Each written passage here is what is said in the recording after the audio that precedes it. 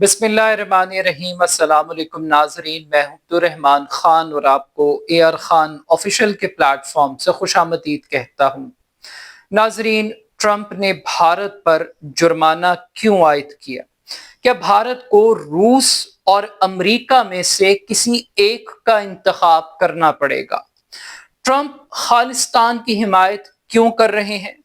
क्या अमेरिका इस खित्ते में अपने सबसे बड़े स्ट्रैटेजिक पार्टनर भारत को अब तब्दील करने जा रहा है? भारतीय पार्लियामेंट में मोदी सरकार ऑपरेशन सिंदूर के हवाले से उठने वाले सवालात के जवाबात क्यों नहीं दे सकी? आज के इस वीलॉग में इन चंद बुनियादी नुकात पर हम बात करेंगे। मीडिया रिपोर्ट्स के मुताबिक आज अमरीकी सदर डोनाल्ड ट्रंप ने सोशल मीडिया ऐप पर इस बात का ऐलान किया कि अमेरिका भारत पर 25% टैरिफ आयद कर रहा है। ये जो 25% टैरिफ आयद किया गया है भारत पर, इसकी बुनियादी वजह यह है कि भारत और अमेरिका के दरमियान तजारती टैरिफ के हवाले से मुज़ाकरात कामयाब नहीं हुए। दोनों मुल्क एक दूसरे को टैरिफ पॉलिसी के हवाले से कन्विंस नहीं कर पाए और इसी बुनियाद पर ट्रंप की जानिब से 25% टैरिफ अब आयद कर दिया गया है भारतीय मसनूआत पर। अब बात सिर्फ टैरिफ तक महदूद नहीं है। ट्रंप की जानिब से सोशल मीडिया पैगाम में इस बात का भी ऐलान किया गया है कि अमेरिका ने भारत पर जुर्माना आयद करने का भी फैसला किया है। अब जुर्माना किस जुर्म में आयद किया गया है, ये बड़ा एक इंटरेस्टिंग फैक्ट है। ट्रंप ये कहते हैं कि भारत रूस से असलहा खरीद रहा है, रूस से तेल खरीद रहा है और रूस यूक्रेन की जंग में मुसलसल उन रिसोर्सेस और वसाइल को इस्तेमाल कर रहा है जंग को तूल देने के लिए, एक्सपैंड करने के लिए। तो ऐसी सूरत हाल में भारत के ऊपर ये जुर्माना आयद किया जा रहा है क्योंकि वो रूस से असलहा खरीद रहा है और तेल खरीद रहा है। तो एक तरह से भारत को इस जुर्माने के जरिए एक पैगाम देने की कोशिश की गई है। पैगाम यह है कि अब भारत को ये फैसला करना है कि उसने रूस के साथ खड़े होना है या अमेरिका के साथ खड़े होना है। दोनों में से भारत को अब किसी एक मुल्क का इंतखाब करना पड़ेगा कि वो किस ब्लॉक के अंदर खड़ा होना चाहता है। वो चाइनीज ब्लॉक के अंदर खड़ा होना चाहता है या वो अमेरिकन ब्लॉक में खड़ा होना चाहता है। माजी में पाकिस्तान जैसे मुल्कों में भी हमेशा इंडिया की जो फॉरेन पॉलिसी है उसके इस पहलू को बहुत ज्यादा आइडलाइज किया जाता था और एक इंडिपेंडेंट फॉरेन पॉलिसी की एग्जांपल्स दी जाती थी कि देखिए जनाब, भारत से सीखिए कि भारत अपने मफादात की खातिर रूस से तेल भी खरीदता है, असला भी खरीदता है और अमेरिका का पार्टनर भी है। उसने अमेरिका को भी खुश रखा हुआ है, उसने रूस को भी खुश रखा हुआ है और रूस और अमेरिका दोनों एक दूसरे के दुश्मन हैं, एक दूसरे के आर्च राइवल्स हैं। लेकिन क्या कमाल बैलेंस है भारत का कि वो दोनों मुल्कों को एक साथ चला रहा है। तो अब वो जो इंडिपेंडेंट फॉरेन पॉलिसी का कॉन्सेप्ट था वो तो अब ट्रंप ने खत्म कर दिया और जुर्माना तो अभी इब्तदा है। ये पहला टीजर है जो बुनियादी तौर पर मोदी सरकार को एक पैगाम के लिए भेजा गया है कि सरकार, आप अपनी तरजीहात का तयन कर लें कि आप अमेरिका के साथ चलना चाहते हैं या आप रूस के साथ चलना चाहते हैं।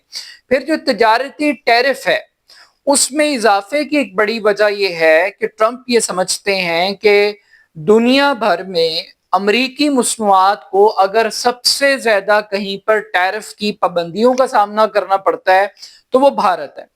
एक तरफ अमेरिका ने लाडला बनाया हुआ है भारत को, मगर भारत उस लाडले के साथ क्या सलूक कर रहा है कि उसके ऊपर भारी ड्यूटीज आयद करता है, अमेरिकन प्रोडक्ट्स के ऊपर टैक्स लगाता है। तो ये गैर मुनसिफाना है। वो कहते हैं कि बैलेंस नहीं है। 191 अरब डॉलर की ट्रेड है दोनों मुल्कों के दरमियान में और ज्यादातर चीजें इंडिया से ایکسپورٹ کی جا رہی ہیں امریکہ کو اور بہت کم امپورٹ ہے۔ 45 ارب ڈالر کا تقریباً ایک رپورٹ کے مطابق خسارہ ہے اس پورے ٹریڈ ڈیفیسٹ کے دوران۔ تو ایک تو اس کو بیلنس کرنا ہے، ریشنل کرنا ہے، لیکن جو جرمانہ ہے وہ زیادہ بڑی خبر کے طور پر اب سامنے آیا ہے۔ اب معاملہ صرف تجارتی معاملات کی حد تک نہیں ہے، کیونکہ ٹرمپ نے جب اپنی یہ ٹویٹ کی ٹروتھ سوشل کے اوپر یہ بیان دیا، تو اس بیان کے اندر انہوں نے اپنے الفاظ کا جو چناؤ ہے وہ بڑا انٹرسٹنگ تھا۔ وہ کہہ رہے تھے بھارت ہمارا دوست ہے، ہمارا درینا دوست ہے، درینا پارٹنر ہے۔ تو دوست بھی کہہ رہے تھے اور سزا بھی دے رہے تھے، تو یہ بھی ایک بڑی کمال قسم کی ان کی ایک اسٹریٹجی تھی۔ مگر بات صرف اکانومی کی نہیں ہے، بات صرف روس سے تیل خریدنے کی نہیں ہے۔ ٹرمپ کی جانب سے گزشتہ روز ایک خط لکھا گیا ہے سکھ فار جسٹس موومنٹ کے ایک لیڈر کو، اور یہ جو سکھ رہنما ہیں یہ انڈیا کے لیے موسٹ وانٹڈ پرسن کے طور پر ہیں۔ یہ جلا وطنی کی زندگی گزار رہے ہیں، اور یہ کون ہے؟ یہ بنیادی طور پر خالصتان کی جو تحریک ہے اس کے روح رواں ہیں۔ 17 اگست کو امریکہ میں ریفرینڈم ہونے جا رہا ہے خالصتان کے حوالے سے، اور اس ریفرینڈم سے پہلے امریکی صدر کی جانب سے اظہار یکجہتی کا ایک خط لکھا جا رہا ہے ایک ایسے شخص کو جس کو امریکہ میں انڈیا نے امریکہ کے اندر ہوتے ہوئے بلیک لسٹ کر دیا۔ اور ابھی جو ہردیپ سنگھ نجر کا مرڈر تھا اس کے بعد جو ایک موسٹ وانٹڈ آدمی کا نام آ رہا تھا وہ وہی صاحب ہیں جن کو خط لکھا گیا ٹرمپ کی جانب سے۔ تو بنیادی طور پر بھارت کا دشمن، مودی کا دشمن اب وہ ٹرمپ کا دوست ہے۔ ٹرمپ نے اپنے دوست کو بدل لیا اور وہ پرواہ نہیں کر رہا کہ وہ جو انڈیا کا ایک بڑا دیوتا کھڑا ہوا تھا کہ انڈیا جو ہے وہ ایک اٹوٹ انگ ہے اور وہ پورے علاقے کا چوکی دار تھانے دار ہے، اب وہ اسٹریٹجی ختم ہو گئی ہے اور اب وہ سکویز کر رہے ہیں باقاعدہ طور پہ۔ تو انڈائریکٹلی ٹرمپ نے جہاں پر اپنے شہریوں کے تحفظ کی بات کی ہے، امریکہ فرسٹ کی بات کی ہے، وہیں پر یہ پیغام بھی دینے کی کوشش کی ہے کہ وہ خالصتان کی تحریک کو سپورٹ کرتے ہیں، یعنی وہ بھارت کے ٹکڑے کرنے جا رہے ہیں، بھارت کے ٹکڑے یعنی بھارت کو تقسیم کرنے کی بات کر رہے ہیں۔ کیونکہ جو انڈین پنجاب ہے جس کو ہم مشرقی پنجاب کہتے ہیں، اس مشرقی پنجاب کو ایک طویل عرصے سے سکھ کمیونٹی کا مطالبہ ہے کہ اس کو ایک علیحدہ ملک بنایا جائے اور سکھوں کا ملک بنایا جائے۔ تو ٹرمپ نے تو سکھوں کے حق میں اپنا ووٹ پہلے ہی ڈال دیا ریفرینڈم سے پہلے۔ تو ایک ڈیولپمنٹ یہ ہوگی۔ تیسرا ایک بڑا فیکٹر یہ آ رہا ہے کہ امریکہ اپنے اسٹریٹجک پارٹنر کو تبدیل کر رہا ہے، اور اس اسٹریٹجک پارٹنر کو تبدیل کرنے کی سب سے بڑی وجہ آپریشن سندور ہے۔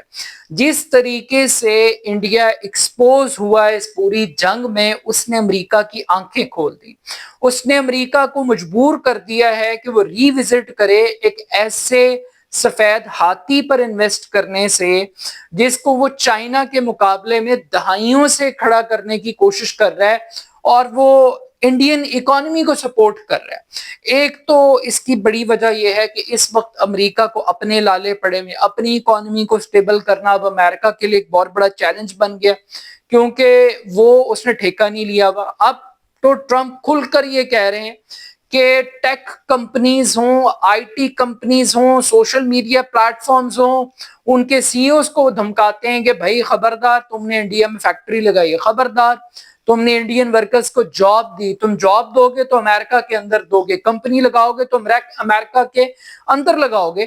تو ٹرمپ کی پالیسی بڑی واضح ہے۔ ایک تو امریکہ فرسٹ اس کی ایک ریزن ہے، دوسری ریزن یہ ہے کہ وہ یہ سمجھ رہے ہیں کہ ہم ایک نلائق گھوڑے کے اوپر انویسٹ کر رہے ہیں۔